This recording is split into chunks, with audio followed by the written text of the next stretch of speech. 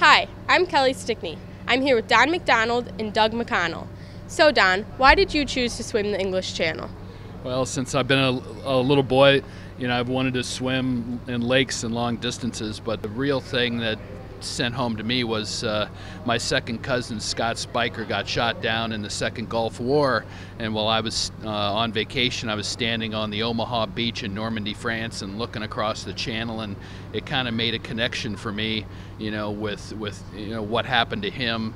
He ended up, dying in that first Iraqi war, and that, with my dream, kind of put the two together, and I picked up a rock and I said, this is what I'm going to do. Doug, what are you trying to raise money for? Well, we've named a foundation called the Les Turner ALS Foundation that supports research for a disease called ALS. It's more commonly known as Lou Gehrig's disease. It happens that some members of my family have been affected by this disease, and it's a relatively small disease in terms of numbers of people, but there is no cure, and the only way to fund research is through foundations like the Les Turner Foundation. And what about you, Don? I've been named with the 220 Foundation here in the school district that funds all sorts of programs, specifically the social emotional learning programs, things in the junior highs, the elementary and the high school, Snowflake, and all of those kind of programs may all fall into this, we hope. And so we're really looking forward to, a lot of participation with the students in the community, all of the different activities that, everybody supports.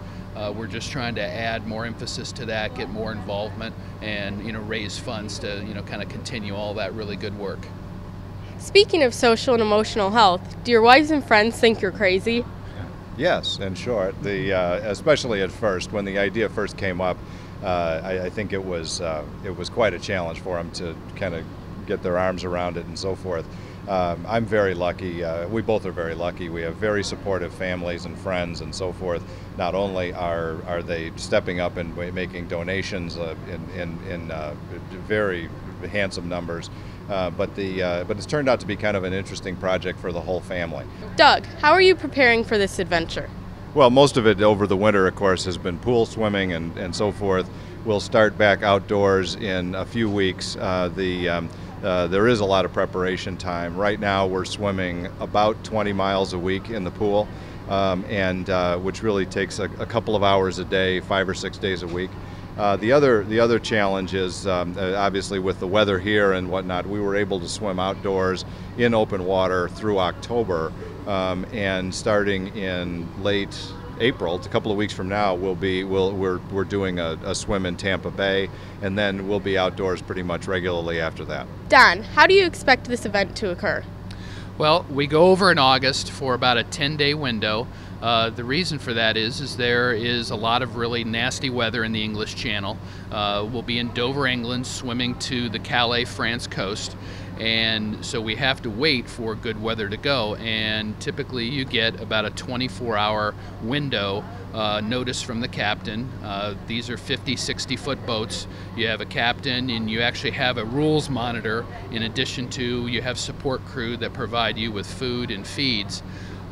So once you start your swim, it could be starting at night, it could be starting in the middle of the day. It all depends on the tides and the weather. And you have tides that change every 6 hours in the English Channel, so you end up swimming a big S-curve. So even though it's 24 straight miles across, you actually end up swimming 24 or 30 miles.